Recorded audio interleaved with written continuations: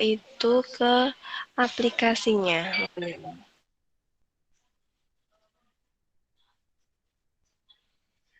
Mohon maaf, sebenarnya saya menggunakan dua device biar nanti bisa coret-coret materi kita ya. Nah, kita akan bahas terkait banjar dan deret ya. Kalian sudah membaca ya materinya. Apa sih itu Sampun. banjar? Kemudian apa itu deret? Sudah tahu ya? Sudah, Sudah. Bu.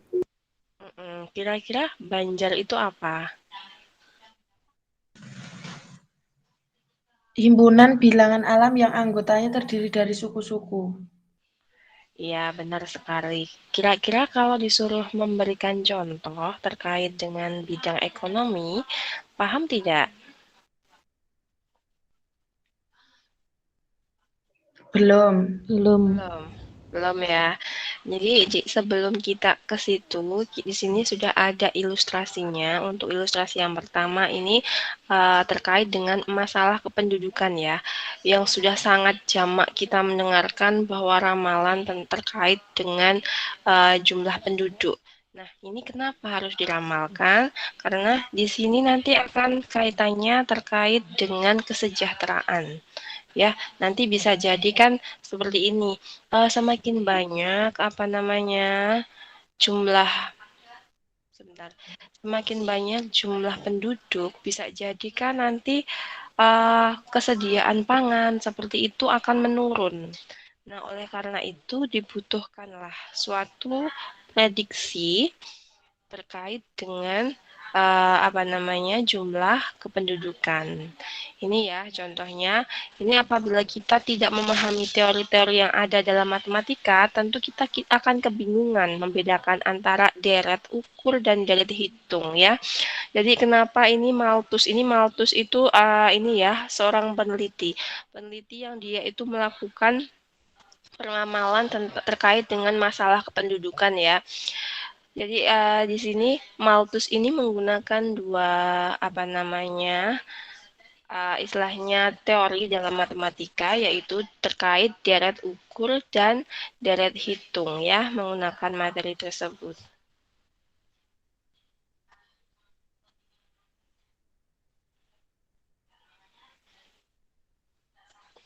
Nah, ini dia itu si Malthus ini menggunakan deret tersebut ya ini untuk menggambarkan pesimisme dia itu akan yang tadi dengan adanya pertumbuhan yang meningkat itu apakah akan menyebabkan kurangnya kesejahteraan masyarakat atau tidak. Dari sini ilustrasinya paham ya, kenapa si Malthus ini perlu mempelajari suatu deret, mempelajari suatu ini ya, deret ukur maupun hitung terkait dengan permasalahan kependudukan. Sudah ada gambaran kah?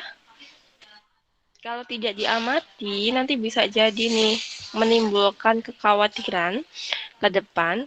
Jangan-jangan nanti semakin tinggi pertumbuhan penduduk, tidak semakin sejahtera, tapi malah semakin tidak sejahtera. Seperti itu contohnya.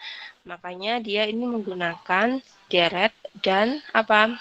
Banjar. Deret ukur dan hitung ataupun Oh, banjar ini untuk mengatasi rasa kekhawatiran dia ini ya. Jadi kita itu belajar ekonomi tidak melulu tentang ekonomi, tapi di situ ada matematika yang bisa dijadikan sebagai dasar ya, dasar dalam pengambilan suatu keputusan untuk mengatasi permasalahan yang ada di ekonomi.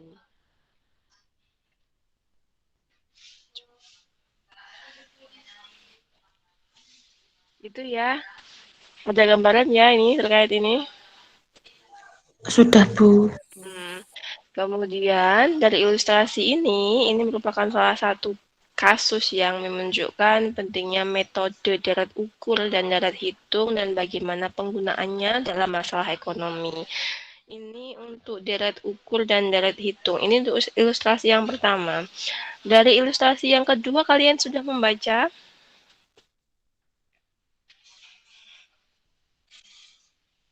Dari ilustrasi yang kedua ada pertanyaan nggak kira-kira? Atau perlu saya jelaskan lagi? Ya, Ya. Ini yang asumsi sentris paribus itu maksudnya bagaimana, Bu? Itu yang masuk yang mana, Mbak? Di ilustrasi yang kedua. Iya, yang ilustrasi 3.2 itu. Oh ya. Jadi saya jelaskan dari awal dulu nggih. Nggih. Jadi sebuah perusahaan garmen ini pada akhir tahun kedua mampu mengekspor itu senilai 65 miliar ini untuk ekspornya. Sementara untuk pasar lokal perusahaan tersebut mampu mempunyai mangsa pasar itu sebesar 127 miliar. Nah, karena kondisi perekonomian dunia yang sedang membaik, maka pada akhir tahun kelima pasar ekspor meningkat menjadi 82 miliar dari 65 miliar ya tadi. Sementara pasar dalam negeri naik menjadi 142 miliar rupiah. Nah, dengan asumsi sentris paribus, perusahaan berusaha memprediksikan produksi yang mampu dipasarkan pada akhir tahun ke-9. Nah, ini nanti apa sih asumsi sentris paribus? Ini suatu asumsi yang digunakan untuk memprediksi terkait dengan hasil produksi perusahaan, ya. Itu asumsi sentris paribus. Nah, dari asumsi tersebut kita itu bisa gunakan untuk memprediksi produksi yang akan dipasarkan itu 9 tahun ke depan. Begitu, Mbak. Tadi yang bertanya Vanessa, asumsi ini suatu asumsi ya. Nanti akan kita bahas secara detail yang digunakan untuk memprediksi produksi 9 tahun ke depan. Jadi dari data sekarang itu kita gunakan untuk memprediksi 9 tahun ke depan. Seperti itu. Menggunakan asumsi ceteris paribus. Kemudian kasus tersebut itu bisa diselesaikan dengan menggunakan deret hitung. Ya, deret hitung atau deret ukur secara statistik kasus seperti di atas itu bisa diselesaikan dengan tren atau analisis rangkai waktu. Sebenarnya untuk secara teoritis di statistik sendiri itu banyak sekali untuk metode yang digunakan untuk memprediksi seperti itu ya, memprediksi 9 tahun ke depan, 10 tahun ke depan itu banyak sekali. Namun ini untuk menggunakan tren dibutuhkan data minimal 5 periode. Maksudnya ini kan karena terkait dengan prediksi 9 tahun ke depan seperti itu ya, maka dibutuhkanlah data time series. Data time series itu data yang seperti apa sih? Misalkan data produksi tahun 2000 gitu ya, 2000, tahun 2001, tahun 2002, 2003 sampai 2020. Nah, itu kita gunakan sebagai dasar untuk memprediksi 9 tahun ke depan. Seperti itu contohnya ya. Contoh dari fungsi deret, baik ukur ataupun hitung dalam kasus ini. Sampai sini ada pertanyaan? Tidak, Bu. Tidak, bisa lanjut ya. Kalau tidak ada pertanyaan, itu tadi ilustrasi fungsi atau pentingnya suatu kita mempelajari deret di bidang ekonomi ya. Kemudian di sini nanti kita akan bahas satu persatu nih. Tadi saya sudah tanya, apa sih itu banjar? Jadi banjar itu suatu fungsi ya, fungsi yang wilayahnya merupakan himpunan bilangan alam. Nah, setiap bilangan yang merupakan anggota suatu banjar itu namanya adalah suku. Nah, di sini ada suku A1, A2, A3 sampai ke AN ya. Jadi di mana A1 ini suku 1, ada yang menyimbolkan S1, kemudian suku kedua itu adalah A2, simbolnya itu adalah S2 dan seterusnya sampai SN. Kemudian banjar di atas itu dapat disimpulkan dengan AN, kurung kurawalnya ini adalah siku ya. AN itu sama dengan A1, A2, A3 sampai ke AN. Ini adalah Banjar. Kemudian yang seperti ini ya, misalkan contohnya seperti ini, itu adalah Banjar yang tak berhingga karena apa? Tidak terbatas sukunya. Kalau yang terbatas namanya itu adalah Banjar berhingga. Seperti itu adalah Banjar tak berhingga dan Banjar berhingga. Kemudian kita akan bahas satu-satu nih macam-macam Banjar. Ada Banjar hitung, ada Banjar ukur, kemudian ada Banjar harmoni. Untuk Banjar hitung di sini Banjar yang antara dua suku berurutan mempunyai selisih dan besarnya yang sama. Ini Banjar hitung ya. Jadi selisih antara A2 dikurangi dengan A1 itu hasilnya adalah sama ketika A3 dikurangkan dengan A2. Seperti itu terus. Jadi selisihnya itu sama. Itu adalah Banjar hitung. Di mana di sini catatannya ini B-nya, kalau kasus ini kan selisihnya B ya. Ini merupakan beda yang besarnya itu tetap dan bernilai positif ya. Dia bisa bernilai positif ataupun negatif. Yang penting dia itu tetap ya. Tetap sama-sama B semuanya untuk selisihnya. Contohnya seperti apa sih? Contohnya di sini misalkan N apa namanya? Banjar N ya. Banjar N ini adalah 1, 2, 3, 4, seterusnya sampai ke N. Dia berhingga atau tak berhingga? Kalau dalam kasus ini. Ini berhingga atau tak berhingga? Tak berhingga. Tak berhingga. Kenapa tak berhingga? Karena tidak ada angkanya. Yang Kalau dalam kasus ini itu berhingga ya. Hingga sampai N. Kalau yang tak berhingga itu contohnya seperti ini. 1, 2, 3, 4, sampai seterusnya. Ini tak berhingga. Begitu ya? Iya, Bu. Nggak jelas. Kalau yang ini masih berhingga sampai ke N. Gitu ya. Dan ini kita bisa hitung nih selisihnya. Selisihnya itu antara suku 1 sama suku 2 kan 1 ya. Suku 3 sama suku 2 juga 1. Iya. Semuanya selisihnya 1. Itu adalah contoh dari apa? Banjar Dari Banjar hitung ya, itu. Kemudian di sini juga ada 5N. 5N di sini sama itu 5, 10, 15, 20 sampai ke 5N. Untuk selisihnya dia adalah 5. Itu ya. Kita akan lanjut ke Banjar ukur. Nah, Banjar ukur ini adalah Banjar yang antara dua suku berurutannya mempunyai hasil bagi yang sama besarnya. Contohnya di sini, ini kalau yang tadi itu cuma dikurangi, tapi kalau yang ini dibagi ya, kalau Banjar ukur. Tahu ya letaknya perbedaan di mana? Tahu. Kalau yang hitung itu adalah selisih, kalau yang ukur itu bagi. Ya, contohnya seperti apa? Contohnya ini. S2 dibagi S1 dia hasilnya adalah P, kemudian S3 dibagi S2 di sini hasilnya juga sama P.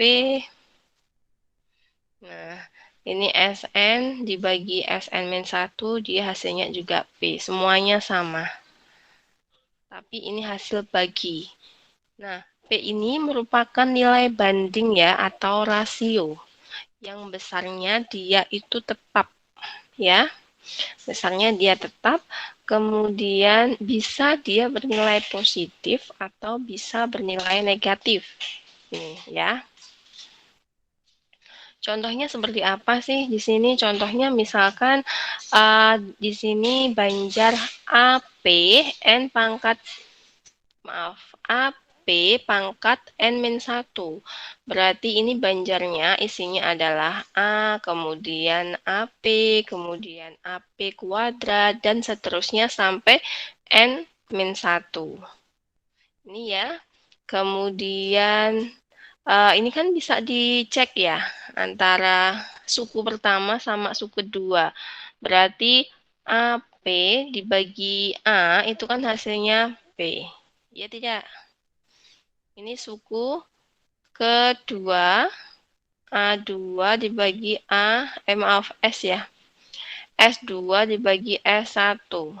Kemudian S3 dibagi S2, itu hasilnya juga sama. S3 apa sih? AP kuadrat dibagi AP.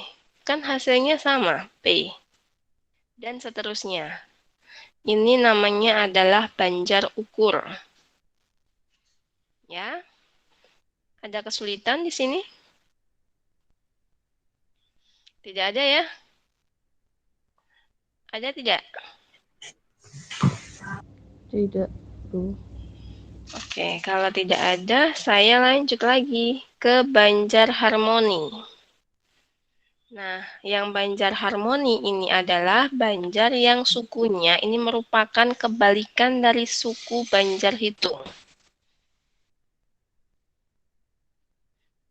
Begitu ya. Kalau yang harmoni di sini kebalikan dari suku banjar hitung.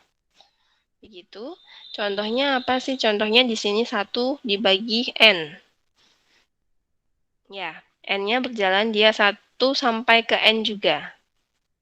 N-nya kan di sini sama dengan 1, 2, sampai ke N. Nah, berarti ini kalau banjar harmoni 1 per N itu berarti 1, 1 per 2, 1 per 3. Dapatnya dari mana nih? Berjalan kan ya N-nya. Tadi kan N mulai dari 1 nih, berarti 1 per 1. Kan hasilnya 1. Kemudian 1 per 2. Kemudian 1 per 3. 1 per 4. Dan seterusnya. Ya, ini berjalan terus N-nya. Seperti itu. Contoh untuk yang kasus kedua, misalkan di sini 1 dibagi 5N. Nah, di sini kan juga sama ya. 1 dibagi 5 kali 1. 1 dibagi 5 kali 2. 1 dibagi 5 kali 3. Dan seterusnya, sampai 1 dibagi 5 kali N. Seperti itu ya. Jadi sini ada pertanyaan sampai banjar harmoni.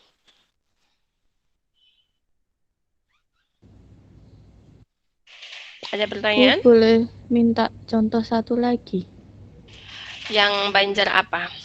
Banjar harmoni. Banjar harmoni, misalkan saya bikin kasusnya seperti ini ya.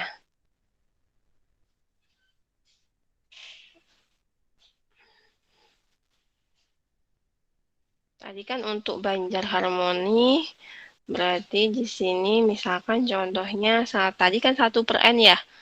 1 per 5N juga sudah. 1 per N plus 1 misalkan. Berarti di sini 1 per berapa? Ini kan N berjalan dari 1, 2, 3, seterusnya ya. Nah, di sini berarti 1 plus 1. 1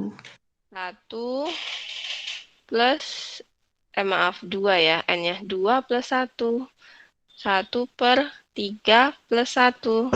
Dan seterusnya sampai 1 per N plus 1.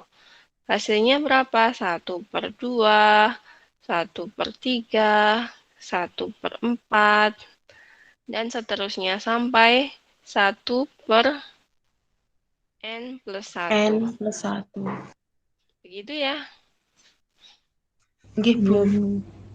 Jelas? Ini yang harmoni. Jelas. Kalau sudah jelas, kita lanjut lagi ke deret.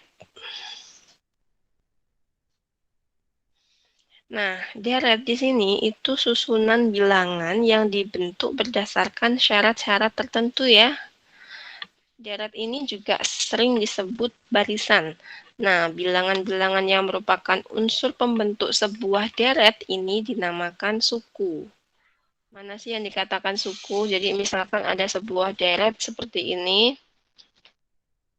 A, B, C, D, ini sebuah deret ya. Ini adalah masing-masing suku. Itu yang namanya suku ya. Kemudian, apabila suku-suku pada suatu banjar dijumlah, maka jumlah tersebut dinamakan deret. Nah, atau merupakan penjumlahan semua suku suatu banjar ya. Jadi di sini nanti sama dengan banjar, ada macam-macamnya. Kalau banjar tadi ada berapa macam? 3. 3. 3 ya. Banjar apa saja? Banjar Hitung, Hitung, Banjar Ukur, Banjar Harmoni.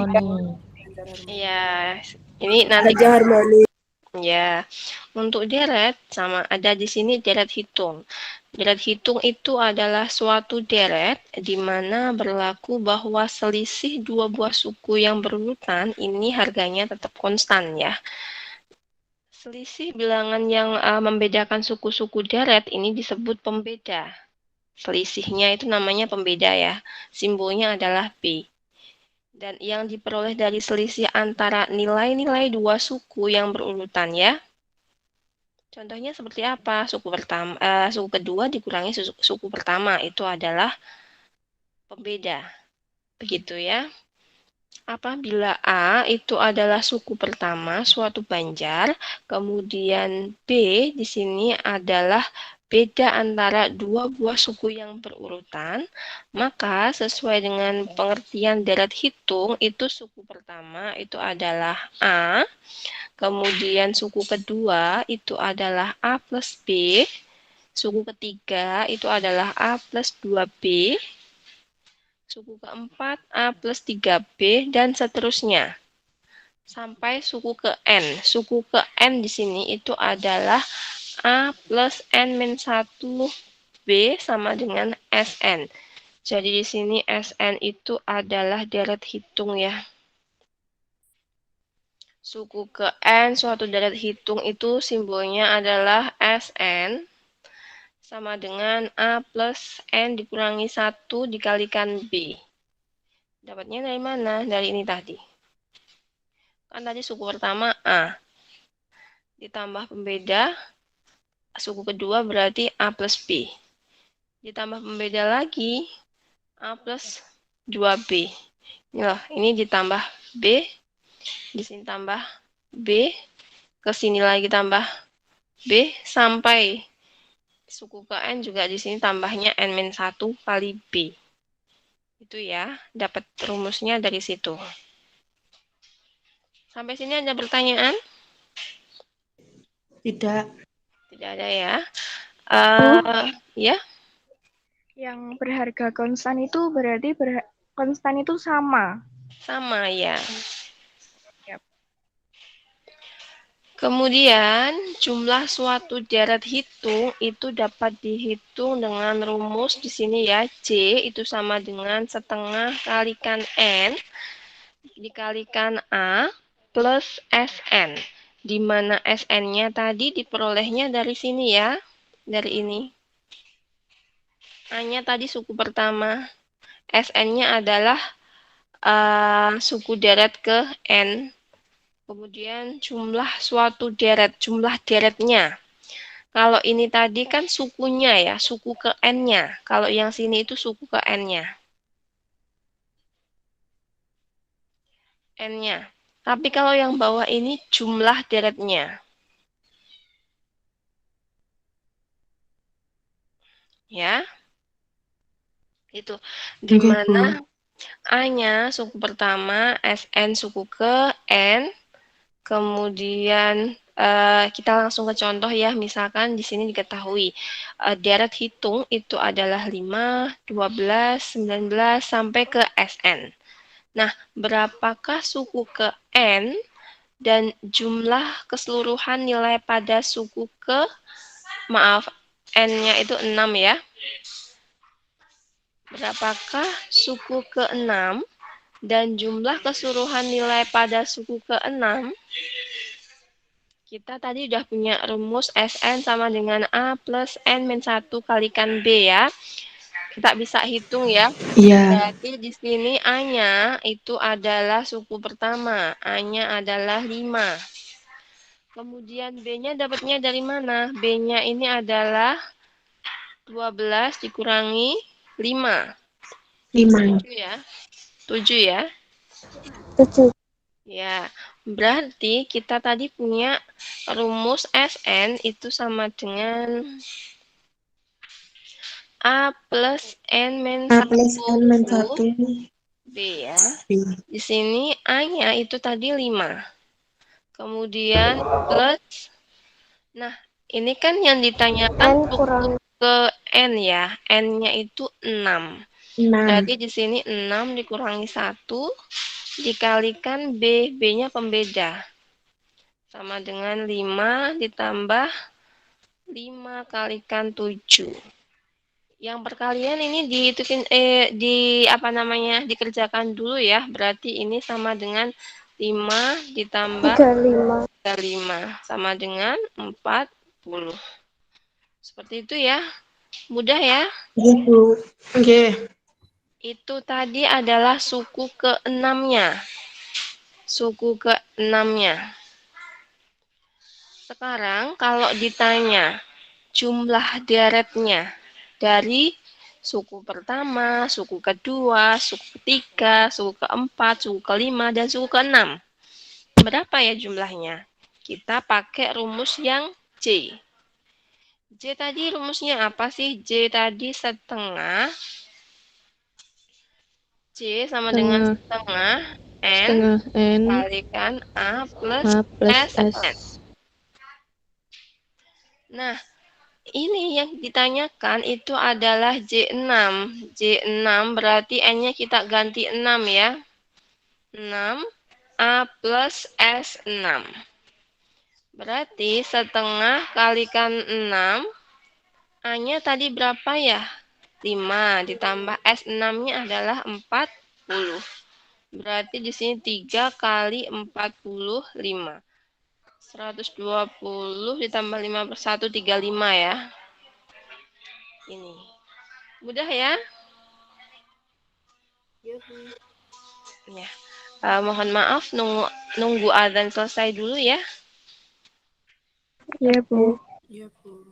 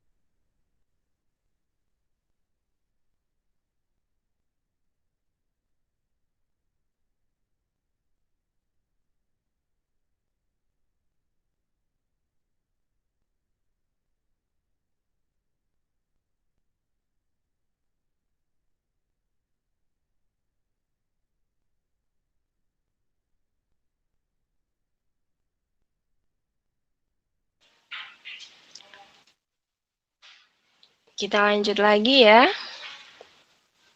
Tadi kita sudah sampai pada deret hitung ya. Deret hitung. Yang kedua, kita akan bahas tentang deret ukur. Nah, kalau deret ukur ini suatu deret di mana berlaku perbandingan. Sama sih konsepnya dengan banjar tadi ya. Tadi kalau banjar hitung dia itu selisih, kalau banjar ukur dia itu pembagi. Ini sama, deret ukur juga sama. Suatu deret di mana berlaku perbandingan atau rasio dari dua buah suku ya, ini yang berurutan, ataupun merupakan perkalian suku-suku banjar ukur. Nah, sehingga di sini perubahan deret ukur ini berdasarkan perkalian terhadap suatu bilangan tertentu ya. Bilangan yang membedakan deret ukur ini disebut pengganda. Kalau yang tadi, selisih tadi pembeda ya. Kalau ini pengganda. Contohnya seperti apa? Contohnya di sini misalkan 5, 10, 20, sampai ke 5 kali 2n-1 ya. Nah, di sini suku pertama itu adalah A, suku kedua itu adalah A kalikan P, suku ketiga itu adalah A kalikan P kuadrat, dan seterusnya. Ini untuk suku. Jadi nanti sukunya kalau secara umum itu bisa dihitung seperti ini ya rumusnya. Sn sama dengan A kalikan P pangkat N-1. Ya. Kemudian kalau jumlah nih, kalau tadi kan sama ya konsepnya dengan yang hitung, kalau ukur itu jumlah. Kita bisa hitung tulis C di sini adalah A kalikan 1 dikurangi P pangkat N. Ini ya. Dibagi 1 dikurangi P. Atau di sini bisa kita tulis juga A dikurangi P kali Sn dibagi 1 min P. Atau bisa kita tulis A dikalikan R pangkat N-1 dibagi R-1. Itu rumus lain ya. Nantinya disesuaikan. Maaf, ini clear. Disesuaikan sama yang diketahui itu apa. Nah, rumus yang di atas ini tidak berlaku ketika P-nya, pembaginya itu adalah 1 ya. Kalau pembaginya 1 kan sama saja dia deretnya isinya sama semua ya sukunya. Seperti itu. Nah, bila ini harga mutlak P itu kurang dari 1 dan jumlah sukunya tak berhingga, maka jumlahnya dihitung dengan rumus ini ya. Ada pengecualian lagi. Ini rumusnya digunakan ketika harga mutlak P-nya ini adalah kurang dari 1, pembedanya penggandanya ya, penggandanya. Kemudian contohnya di sini misalkan diketahui deret ukur itu adalah 4, 8, 16, 32 sampai ke Sn ya. Nah, ini A-nya berapa? 4. 4. Ya, ini A-nya 4. Pembedanya berapa? Beda 2. sih. Ya, apa pengganda ya? 2. Penggandanya berapa? 2. 2 dapatnya dari mana tahu ya? Tahu ya dapatnya dari mana? 8 dibagi 4, 16 dibagi 8 kan sama dengan ini ya. Kemudian kita bisa menghitung nih suku ke-6, berarti S6 ya. S6 tadi rumusnya apa sih untuk S6? S6 itu adalah AP pangkat N-1 ya. N-1. AP pangkat N-1. Ini berarti A-nya kita sudah tahu tuh 4. Kemudian P-nya tadi apa? 2. Yang kita cari suku ke berapa? Suku ke 6. Berarti 6 kali dikurangi 1. Sama dengan 4 kali 2 pangkat 5. Gitu ya. Bisa dihitung nanti hasilnya itu adalah 120 8 di sini ya. Dapatnya dari situ. Ini untuk sukunya, suku ke-6. Ya. Kemudian kalau ditanya jumlah seluruh sukunya sampai ke suku ke-6, berarti di sini S1 plus S2 plus S3 plus S4 plus S5 plus S6 itu berarti rumusnya kita pakai rumus yang ini tadi loh. Yang ini ya. Silahkan pilih yang mana, yang diketahui yang mana.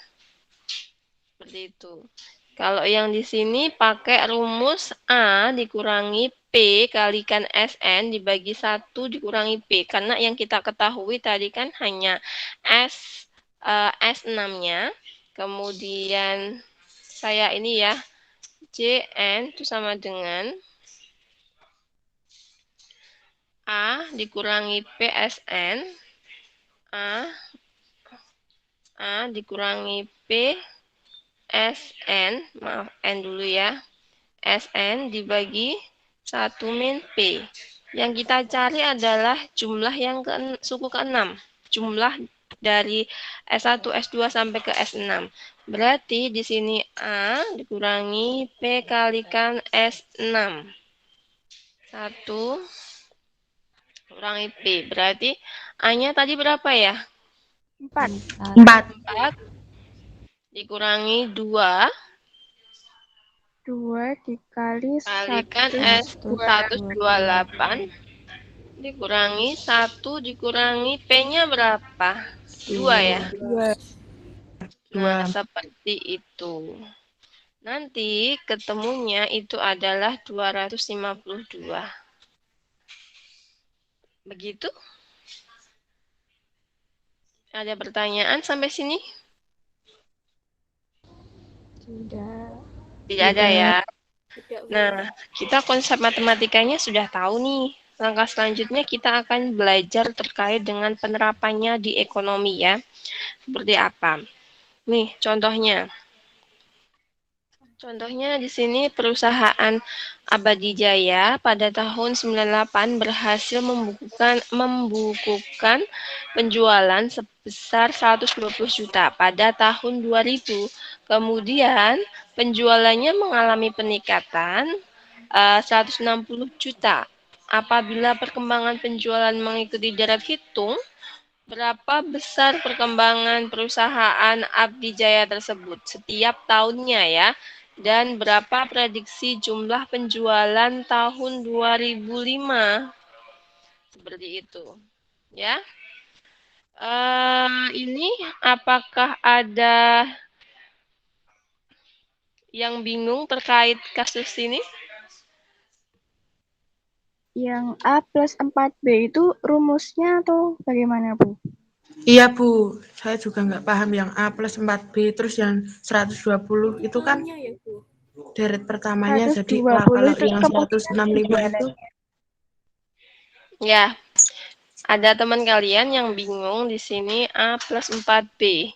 Mungkin ada yang mau menjawab dulu. Dapat 4 Ya. itu dari tahunnya ya, Bu? 98. Selisih tahun. 98 ke 2002 kan 5 tahun. Berarti Selisih. kan N-1-nya itu jadinya 5 tahun dikurangi 1 jadinya 4B.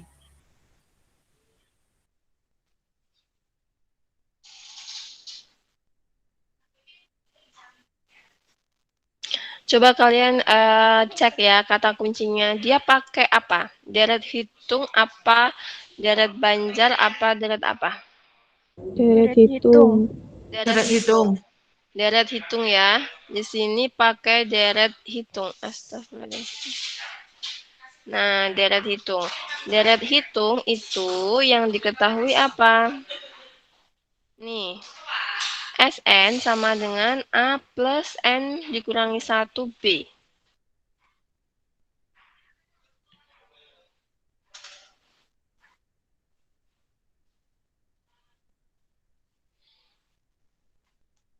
Nomor 1 ya. SN sama dengan A plus N min 1B ya. A plus N min 1 B. Seperti ini ya, untuk deret hitung. Iya. Kemudian, sekalian J-nya, J sama dengan setengah N dikalikan A plus SN.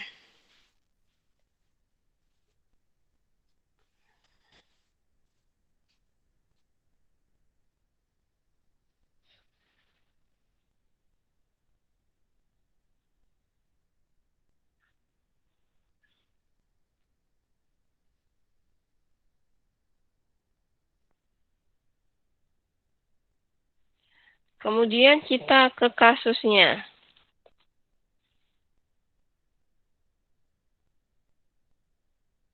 Sini ya. Ini 1998. Berarti 1998 ini adalah apanya? Tahun pertama. Suku Tahun pertama. Suku pertama. Ya, tahun pertama. Berarti dia apa? A ya. A-nya berapa? Berarti tadi 120 juta. 1998. 120 juta ya. Untuk yang pertama. Iya tidak? Iya. Kemudian langkah Iya. selanjutnya itu yang diketahui apa lagi? Tahun 2002. B. Tahun 2002 ini Tahun itu 2002. adalah 165. 60 165 ya. Tahun 2002 tadi 98 2002 itu gimana sini ya? Berapa tadi? 165. 98 99 kemudian 2000 2001 2002 ada 5 tahun kan ya? Iya. Iya tidak? Iya, Bu.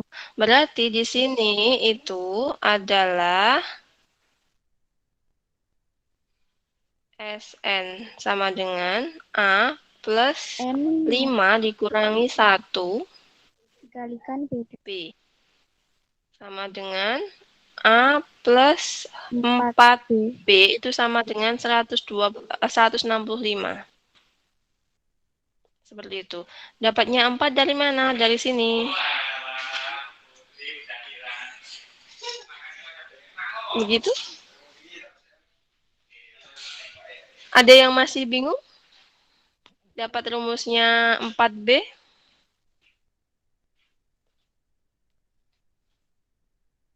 Bagaimana? Ada yang masih bingung? Sudah paham, Bu. Sudah ya. Setelah itu yang ditanyakan tadi apa sih? Yang ditanyakan tadi adalah apa namanya? Berapa 2002 besar perkembangan setiap tahunnya? Berapa apabila perkembangan penjualan mengikuti deret hitung berapa besar perkembangan perusahaan setiap tahunnya dan berapa prediksi jumlah penjualan tahun 2005. Berarti yang ditanyakan ini apanya? B-nya sama prediksi tahun 2005. Ya.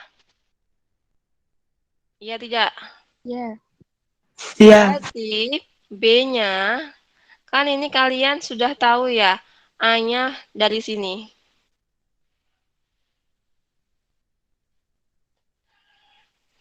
Berarti A-nya berapa? A-nya 120. 120. 20 ditambah 4B itu sama dengan 165. 4B itu sama dengan 165 dikurangi 120. Sama dengan berapa? 45. 4B sama dengan 45. Berarti B-nya itu sama dengan 5 dibagi 4. 11,25 ya. 11,25. 45 Ya, bagi 4. ini adalah B-nya. Kalau dalam kasus tadi, ini adalah perkembangan. Setiap tahunnya itu adalah 11,25 juta. Ya, sama ya hasilnya di sini dengan yang ini. Sama ya, caranya Sama. dari situ. Ya, kemudian yang ditanyakan prediksi jumlah penjualan tahun 2005. Berarti ini yang ditanyakan S05. Berarti rumusnya apa? Rumusnya kalau tak dari tahun 2002 tadi kan N-nya 5 ya. Kemudian berarti 2005 itu berarti N-nya ada 8 kan ya. Berarti di sini A plus 8 min 1 B. Seperti itu. Dapatnya dari mana? Kita urutkan tadi. Kan yang pertama itu 98 tuh. 98, 98, 99, 2000 sampai 2005 itu kan ada 8 ya. 8 kan ya. Berarti di sini Ya. N-nya juga 8. Berarti ini A-nya tadi 120 ditambah 7 kalikan 11,25. Ini dikerjakan dulu ya. Nanti hasilnya adalah berapa? 77 ditambah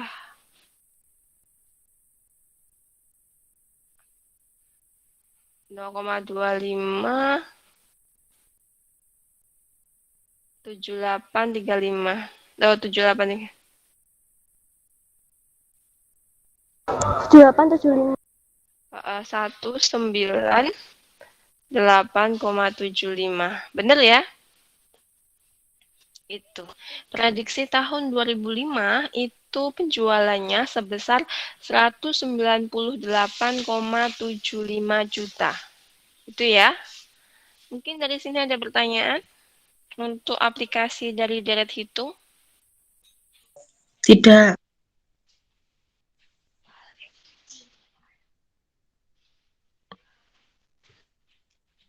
Tidak ya. Kita lanjut ya. Iya, Bu. Ya, kalau sudah paham kita lanjut ke kasus yang kedua. Nanti usahakan dipahami secara cermat ya. Beda kasus biasanya beda penyelesaian, tapi rumusnya sebenarnya sama. Hanya kadang yang diketahui, kadang ada pembedanya, kemudian ada pembandingnya, seperti itu ya. Nanti disesuaikan kasusnya seperti apa. Ini untuk yang kedua, contoh yang kedua. Perusahaan tas mampu memproduksi 200 tas setiap bulan dan merencanakan akan menaikkan produksinya setiap bulan itu 20%. Nah, berapakah produksi bulan ketiga dan berapakah jumlah keseluruhan yang sudah diproduksi sampai bulan ketiga. Nah, ini jelas dari sini. A-nya berapa? 200. 200. Kemudian 20% ini apanya? Bukan selisih jelas ya. Di sini pembanding. Adalah 20%. Ya.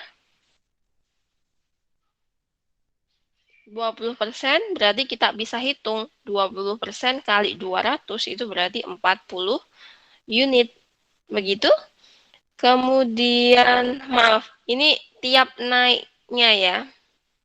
Tiap naik itu adalah 20%, 40, berarti pembandingnya di sini itu 240 dibagi 200, dapatnya dari mana 240? Ada yang Dari tahu? unit 200 tas ditambah dengan perbandingan. Tadi S1-nya kan 200. 20 S2-nya kali dia 200.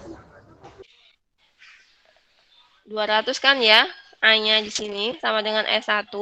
Kemudian pembandingnya itu adalah naik 20%, berarti 200 ditambah 40, berarti 240. Berarti kita bisa menghitung P. P-nya adalah 240 dibagi 200. Sama dengan 1,2. Itu ya.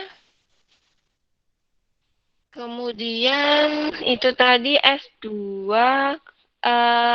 yang ditanyakan apa ini? Berapa besar produksi pada bulan ketiga? Berarti S3 ya. S3. S3 tadi rumusnya apa? Rumusnya A kalikan P pangkat P-nya 3 ya. 3 dikurangi 1. Berarti di sini A kalikan P pangkat 2. Sama dengan A-nya berapa? A-nya 200. Kalikan, ya. Kemudian dikalikan P-nya. P-nya tadi kita dapat 1,2. Dikuadratkan. Dikuadratkan terlebih dahulu ya. Kemudian ini 200 kalikan 1,2 itu adalah 1,44. Nah, di sini ketemunya adalah 288 buah. Ini adalah produksi bulan ketiga. Selanjutnya, ini kita akan menghitung untuk jumlah keseluruhan. Jumlah keseluruhan produksi sampai bulan ketiga. Berarti ini apanya yang ditanyakan? J-nya ya. J-nya yang J ketiga. J-nya rumusnya apa? J-nya itu rumusnya adalah PSN per 1 kurangi P. plus P3 dikurangi 1. P dikurangi 1. Seperti ini ya.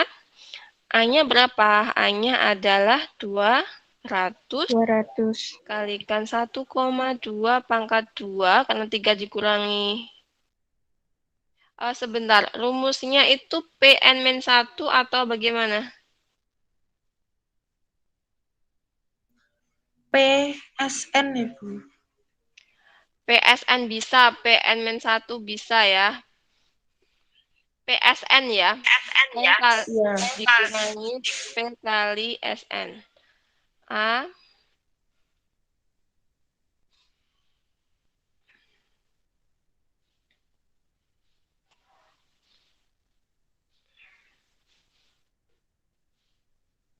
ini yang salah ya saya.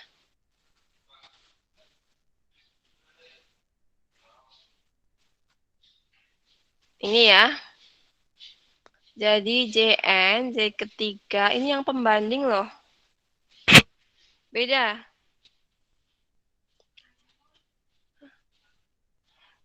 Lagi neng cemani jaluk tanya tangan. Besar nih tapi.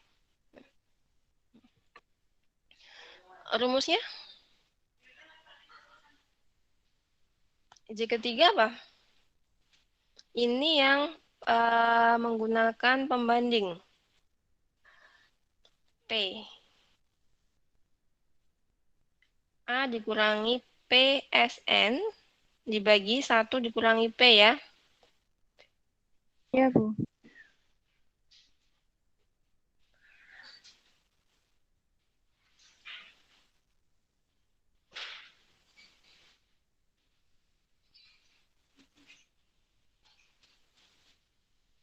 Satu min P ya? Iya, Bu. 200 dikurangi P-nya berapa? 1,2 kali SN. SN-nya dalam kasus ini tadi kan 3 ya.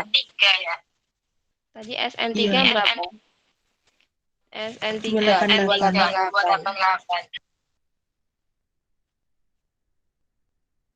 dibagi 1 dikurangi P-nya 1,2.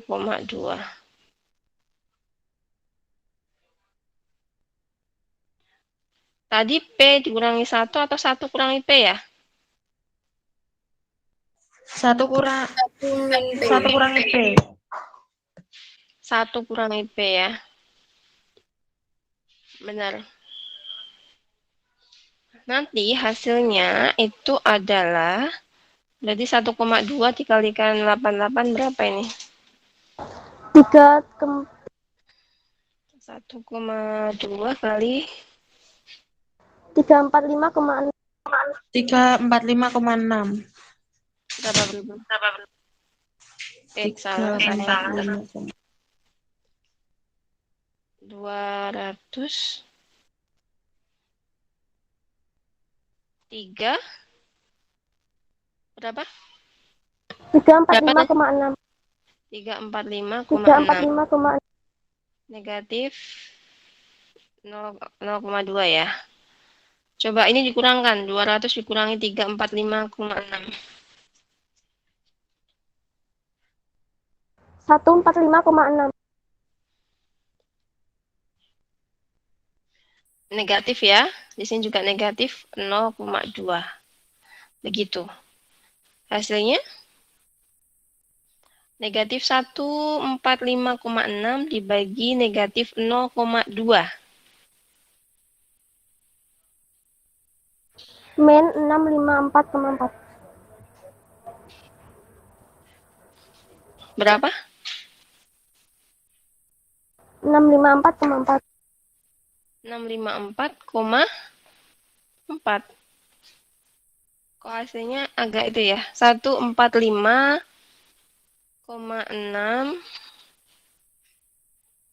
Bentar, mana ini? 145,6 dibagi 0,2. 728. 728 ya.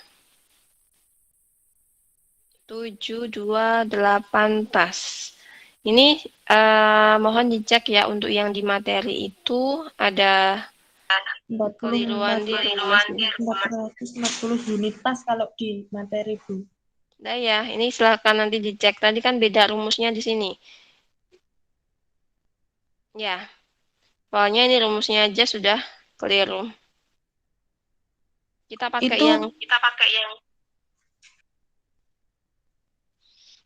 yang kita hitung aja ya. Iya, Bu. Gitu. Ada pertanyaan sampai sini? Kalau yang di materi ini loh, Bu, yang di rumus yang mencari jumlah. Itu kan rumusnya A, P, N, min 1. Kalau itu kan N-nya pakainya 3. Kalau di kita pakainya kan 288 yang buat hasil S3-nya. Kalau ini kayaknya pakai Soalnya kita pakai S3-nya, rumus yang jadi yang dihitung pakai PSN. 3 gitu. Kita mau pakai Oh, rumus yang iya. kan rumusnya A dikurangi P kalikan SN, bukan dikalikan N. Beda ya antara N sama SN. Iya, Bu. Ya. Jadi kalau misalkan kalian pakai yang rumus, tadi kayaknya nggak ada rumus yang ini, kayaknya keliru rumus ya. Kita pakai yang kita hitung saja. Begitu? Iya. Ada pertanyaan sampai sini?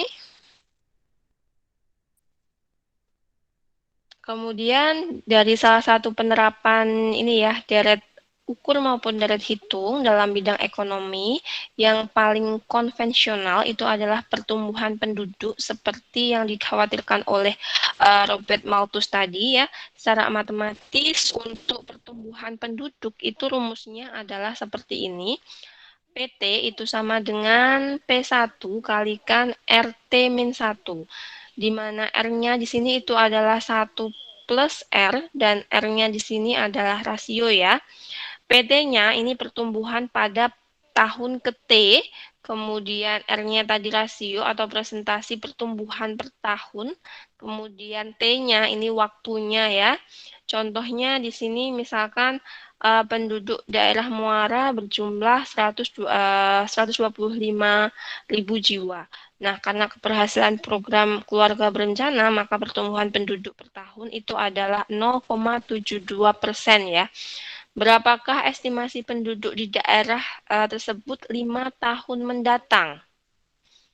5 tahun mendatang berarti ini itu T-nya adalah 5 ya. Sebentar, T-nya 5. Kemudian selanjutnya apa lagi yang diketahui?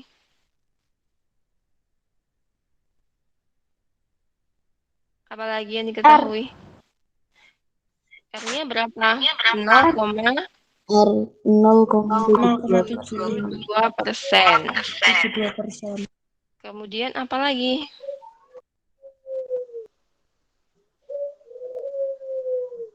P1-nya? P1 Iya. 1000. 125.000. Jiwa. Iya. Setelah itu tinggal kita masukkan ya, berarti 125.000 dikalikan 1 plus 0,0072, karena tadi pertumbuhannya itu 0,72%, jadi kita jabarkan jadi 0,0072 ya.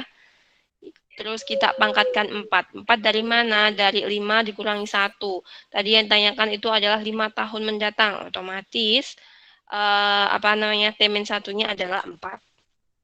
Itu berarti ini kita bisa hitung dengan pertumbuhan penduduk 0,72% per tahun, 5 tahun mendatang itu jumlah penduduk Muara adalah 128.639 jiwa. Nah, ini.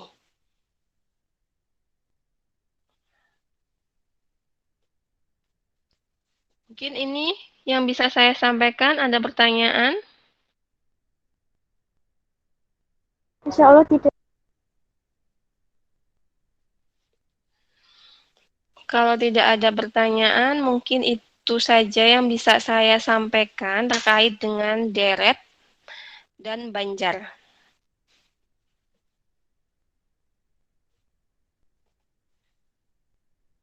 Untuk pertemuan kali ini belum ada tugas ya, tugasnya minggu depan. Begitu? Belum ada pertanyaan? Yang Ya. YouTube-nya tadi, nama channelnya apa? Nanti saya share linknya ya, untuk terkait Ya, report Bu. kita hari ini. Ya. Ada pertanyaan lain? Saya stop dulu untuk recordnya. Tidak, Bu. Tidak ada ya. Ya, Bu. Kalau tidak ada, terima kasih untuk partisipasinya di perkuliahan Matematika Ekonomi. Jangan lupa kalian absen di e-learning. Oh ya, saya bisa minta tolong kalian on-kan kameranya dulu. Biar saya screenshot ya.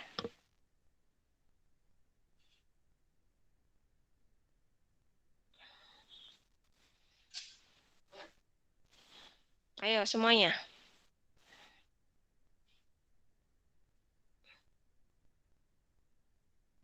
Masih 50% nih yang on. Ayo.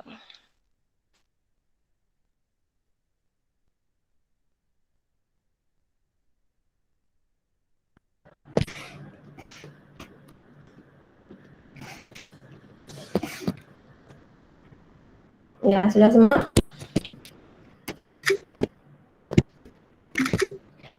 Baik, terima kasih.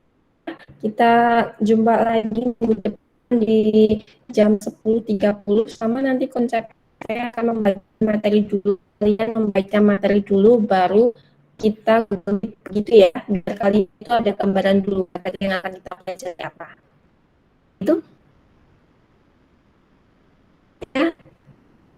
Terima kasih. Sekian dari saya. Wassalamualaikum warahmatullahi wabarakatuh. Waalaikumsalam warahmatullahi wabarakatuh. Terima kasih ya, Bu. Terima kasih, Bu. Terima kasih, Bu. Dulu, Bu. Ya, jadi